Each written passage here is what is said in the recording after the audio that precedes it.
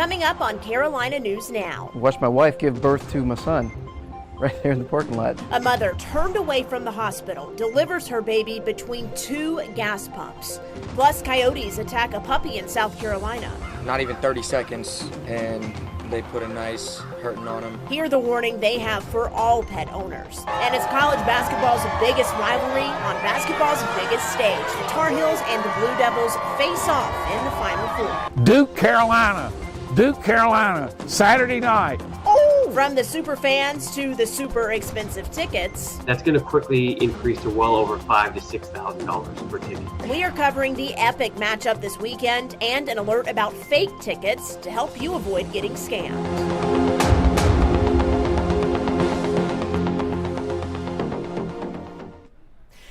Welcome to Carolina News Now. I am Maddie Gardner. Hope you're having a fabulous day so far. It is a big week for the Carolinas, and this show is here to get you all caught up. We cover the top stories from both North and South Carolina, powered by 6 television stations. And I tell you what, the biggest story, it's got to be basketball. The NCAA Final Four this weekend, and already North Carolina's governor is proclaiming the state of North Carolina the center of the college basketball universe. We are going to talk about that and a lot more this afternoon, so stick with us here on Carolina News Now. Our first story, though, is coming to you from Eastern North Carolina. Parents there didn't expect to welcome their newborn son into the world in between two gas pumps at a gas station called the Handy Mart, but after the hospital turned them away, they really didn't have much of a choice. Maddie Kurth spoke to the new father about this wild experience. Take a look.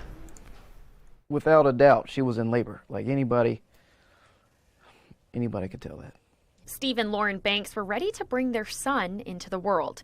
At 39 weeks pregnant and contracting, the parents took to Carolina East for delivery. She was denied admittance to labor and delivery a couple of times, and within 30 minutes of her being home, her water broke. The family's home is about a half hour from the hospital, but baby Banks had no intentions of holding back. Thankfully, I was able to get a neighbor to come and watch the girls were asleep upstairs, but we had to go right then. But baby Banks wasn't welcome to the world in the comfort of a Carolina East delivery room. Instead, right here, between pumps 4 and 5. Watched my wife give birth to my son right there in the parking lot. The new dad turned doctor. Just as baby Banks came into the world, Bridgeton EMS arrived to assist. He came out and he was purple and he wasn't making a lot of noise, you know, and I was concerned on top of everything else going on. I'm sure that they are a large part of the reason why everything went as smoothly as it did and there was no complications. Like, I can't thank them enough. When the Banks questioned the hospital's prior judgment, they say the hospital offered to detail their car in return. When we asked Carolina East about this, the hospital system said in part, Carolina East Health System cannot legally comment on patient matters or concerns. We internally follow all protocols and guidelines for such concerns, but cannot publicly comment on them. You know, someone please explain it to me why this happened. And now a few days recovered from the traumatic birth. Oh, he's great. He's healthy. We're happy he's home. Reporting for Carolina News Now, I'm Maddie Kurth.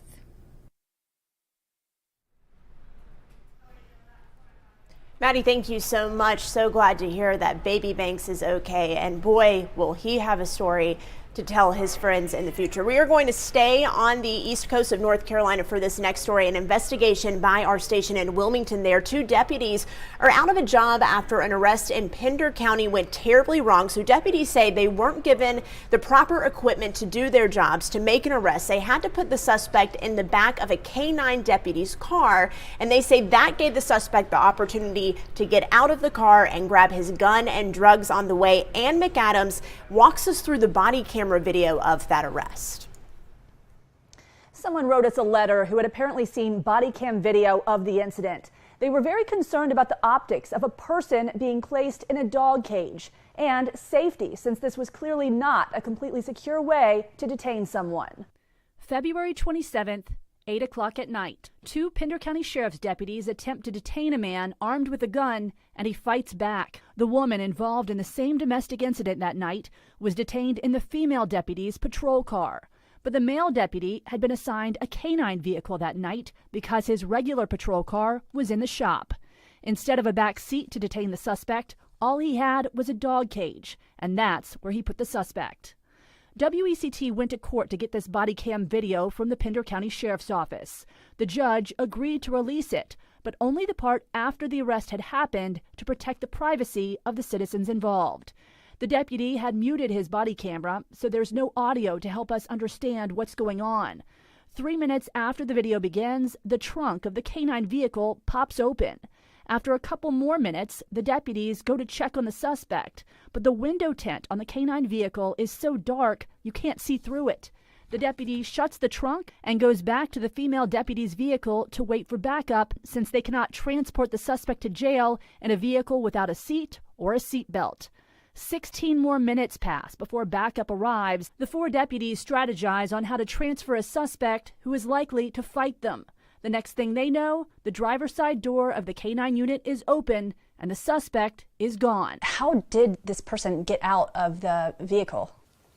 It appears that he exited the front seat, driver's seat area. How did he get from the, I assume he was in the back to start, how did he get from the back to the front? There's a partition between the back seat and the front seat. It was actually a sliding door, and he was able to remove that door. Not only did the suspect get away, sheriff's officials say he retrieved his gun, his drugs, and his money before he took off. The deputies involved were placed on administrative leave before they say they felt forced to resign. They tell WECT they were treated unfairly after being put in a very difficult situation they had no control over. Do you see that side of it where the deputy might have felt like they didn't have what they needed to do their job? The equipment was there. The equipment was there. No matter what equipment you have or where you're placing detainees, we need to observe them. Cutler maintains the vehicle was not the problem. I have no problem with them placing that individual in that patrol car. Now, I would not have wanted them to transport due to there's no seat belts back there because it is a canine area. But it is not a confined location back there. It's very roomy back there.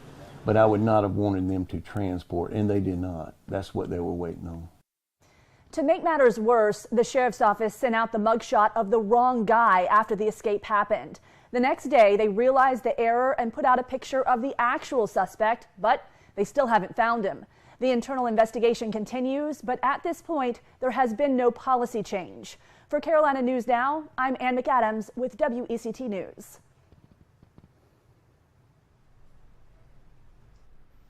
And thank you so much for that investigation. Up next, we are talking about pet owners who are on edge after coyotes attacked a puppy in someone's backyard. This is in Pawleys Island near Myrtle Beach here. The puppy is now okay, but its owner has a message to neighbors, and wildlife directors have a message to any pet owner out there as coyote season approaches in the Carolinas. It was a crazy experience, to be honest. I would have never thought that would happen. Noah Rourke took his dog, Gunner, out one last time before bed Saturday, just as he has done every night since he got the puppy 5 months ago. But this particular Saturday wound up being a much longer night than he anticipated. Noah tells me he was standing right here at the corner of his house Saturday night while his dog Gunner was doing its business. And Gunner was only about 20 feet away or so in these bushes when he was attacked by coyotes. I guess me running over there stomping and made him go off, but he was lucky. And it happened like not even 30 seconds, and they put a nice hurting on him. But Gunner had to have stitches on his chest and stomach, but just a few days later, his owner says he's feeling much better. According to SCDNR, coyotes are an invasive species that have been gradually migrating here from the west. But that gradual migration was accelerated greatly in the 1980s when coyotes were illegally brought in for hound running competitions. We have, thanks to the migration and those illegal imports, we have coyotes in all 46 counties of South Carolina. SCDNR encourages and incentivizes hunters to help take care of the coyote problem. Anyone can legally shoot or trap a coyote on their property, even if they don't have a hunting license. DNR also has a list of wildlife control operators who will take care of the trapping for you. However, homeowners have to come to terms with the fact that any trapped coyotes will have to be killed. That's just a rule they have to abide by. You can't translocate mammals because of disease potential. SCDNR believes the coyote population in South Carolina has dropped nearly 30% over the last decade, which means hopefully in another 10 years or so, Noah won't have to worry as much about Gunner getting attacked. Come on, buddy. But he'll be keeping a close eye on him, just in case. He's going to be within 6 feet of me. Like, he's going to be right here next to me for a long time. Long time. In Pawleys Island, Zach Wilcox, WMEF News. Oh, poor Gunner there in the cone of shame. Glad he is okay, though. What a scary situation for any pet owner, any parent really out there. And some good reminders to keep everything nearby as coyotes seem to be out and about in South Carolina at this time. Before we head to break, we have one more story for you. You know, we've shared so many stories of Carolinians coming together to help those affected by the invasion in Ukraine, but we haven't heard one quite like this. Emily Zuowski spoke to a veteran in Charleston in South Carolina who booked a trip to Poland to help refugees. My parents always taught me, you know, if you're rich, help out the poor. If you're strong, help out the weak. And if you're free, you know, help out those that aren't. Michael Burdella knew he wanted to do something to help Ukraine. He reached out to his friend Kinga Bryant, who was born in Poland. He just came up to me one day and was like, I'm going to go to Poland. And I was thinking, okay. Bryant connected him with her family and friends in Poland so he could go help. He booked a one-way ticket, packed his bags, and left. He's been working at a refugee center in Lesko, about 30 miles west of the main border crossing. So that's the main consolidation area. Burdella, a veteran who was deployed to Iraq and Afghanistan, helps with whatever they need, from separating clothing and cleaning bathrooms to transporting refugees to their final destinations. It's really hard to explain to a Westerner just how hard of a road these people have. It's an experience that feels all too familiar for Burdella's friend Bryant, who says it reminds her of growing up in communist Poland. When I was a little girl, I remember my grandparents and my great aunts and uncles telling me their stories of being in the concentration camps and being invaded by Germany, and just the craziness that they went through and how they had to survive and how people were good to them. And so I felt like this was my time to return that. Bryant choosing to pitch in herself by creating a Facebook page. She has since raised $15,000 for Polish families helping Ukrainians out of the goodness of their hearts. That money going towards food, medical supplies, and gasoline to drive refugees to their destinations. These kids are just literally there with nothing. And I remember what it was like to have nothing. Both Bryant and Burdella encouraging people in the U.S. to appreciate what we have. These are families. These are families that are being broken apart, and half of them don't know if they'll ever see each other again. In Charleston, Emily Zuhowski, Live 5 News. Emily, thank you so much. We have a lot ahead on Carolina News Now. For the second half of the show, we are talking all things basketball as Duke and Carolina head to the Final Four in New Orleans. We are talking about what it will cost to get you a ticket to the Final Four.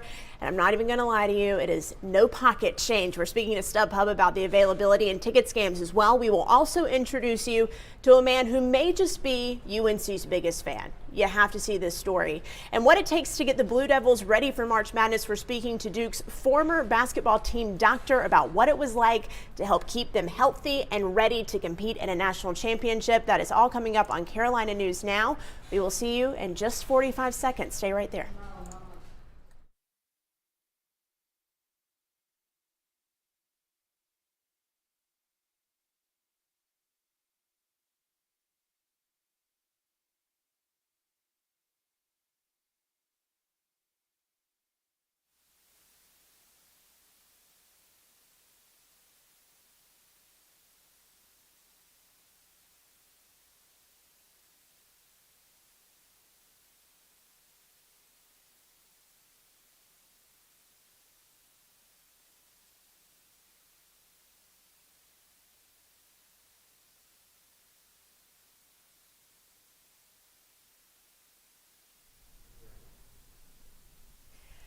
Welcome back to Carolina News Now. I am Maddie Gardner, and we are so glad you stayed with us because now we are talking about probably the biggest story in both Carolinas, definitely in North Carolina, as Duke and UNC head to the Final Four, the first time they have ever met up with each other in the NCAA men's basketball tournament. And just today, Governor Roy Cooper of North Carolina released this proclamation video, a hype video of sorts, announcing North Carolina as the center of the college basketball universe. Let's take a look at a little bit of this video that he dropped on his Twitter page earlier.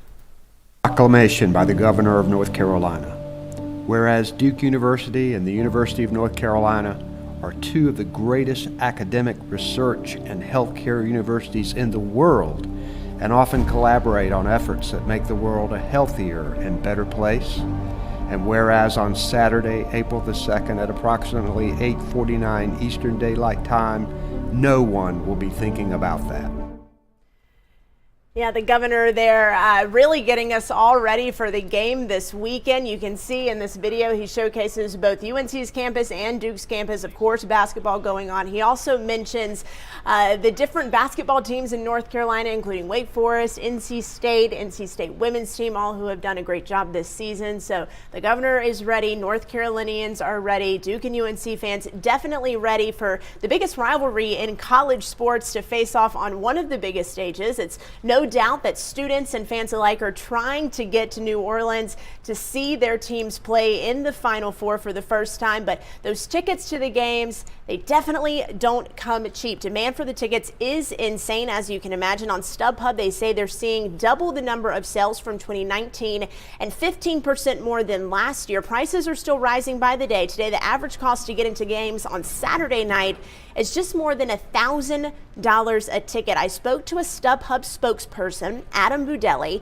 He told me they saw a bit of a spike after the teams were set on Saturday, but definitely the biggest spike in sales came after UNC won on Sunday. Take a listen. A bit of storylines. I mean, starting in this great state of North Carolina, you have one of the largest, best rivalries in college basketball meeting for the first time in the postseason. Now you add it to a Final Four.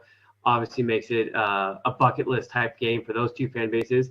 And then on the other side, I mean, Kansas and Villanova, two other blue blood programs that know how to travel well. And then New Orleans. I mean, who doesn't want to be in New Orleans for a marquee game like this? Yeah, a lot of people want to be in New Orleans for this game. 78,000 seats, by the way, in the Superdome. That's a map of the Superdome that you're looking at right now. 3,000 tickets left on StubHub. The cheapest tickets will run you just shy of $300. Those are in the nosebleed seats. Courtside seats, you're looking at about $13,000 to $14,000. I'm not joking, but the average price around there is $9,000. So if you're willing to cough up that money, you can definitely still snag a seat to the Final Four. But StubHub is telling you that there are ticket scams out there. They want you to be careful. They released these tips. They say never buy tickets off the street or pay cash. Don't take a risk. Even with this bucket list event, make sure your ticket provider has a customer service number so that you can contact and guarantee that ticket purchase. They say always use a trusted service with partners. Be careful. This one was interesting, of sharing photos of your tickets online. People can scan and replicate that barcode and steal your ticket and try to get into the game even though you bought one. So really be careful about that. And finally, know before you go. It's especially important right now. Read the site, check out the venue protocols, make sure you know what is required before you head to the game. Certainly a lot of excitement there in New Orleans. Also a lot of excitement in North Carolina. As you can imagine, we found one of UNC's biggest super fans in Salisbury. David Wisnett has this story. If you go visit Ronnie Smith, you better be fond of blue, Carolina blue. This is the front of the house. The whole house is blue. We got blue flamingos. These stay up during basketball season. From the house to the bird boxes to the bathroom. Come in, David, and take a look. Look at all of this. This is my Carolina blue Eric Montross bathroom. Everything in here is Carolina. This is blue heaven, and it doesn't stop there. I got blue teeth. I got blue teeth, David. I got lucky shoes. I've had these shoes since 1967. I wear them to every game. The shoes have a 95% winning percentage, Ronnie says. He's been a Tar Heel fan since he was 11. I was just 11 years old, and I got the Carolina fever. I got the Carolina fever then, and it's gotten worse and worse and worse. He's been to 10 Final Fours and will be in New Orleans for what he prays will be the 7th Tar Heel championship. If I had 1,000 tickets, I could take 1,000 people with me. But Duke, Carolina, Saturday night. Oh! In Salisbury, David Wisnett, WBTV, on your side. And we beat them at Cameron. I just love Ronnie. By the way, that Mercedes that you saw parked in his driveway with the customized Carolina Blue racing stripes, he is driving that to New Orleans to watch the Tar Heels play in just 2 days' time. So a lot of excitement there. Our final story tonight, though, has to do with not the players on the court, but certainly a big part of the team doctor. So I spoke to Duke's former team doctor. He helped the Blue Devils when they won the national championship in 2010 and 2015.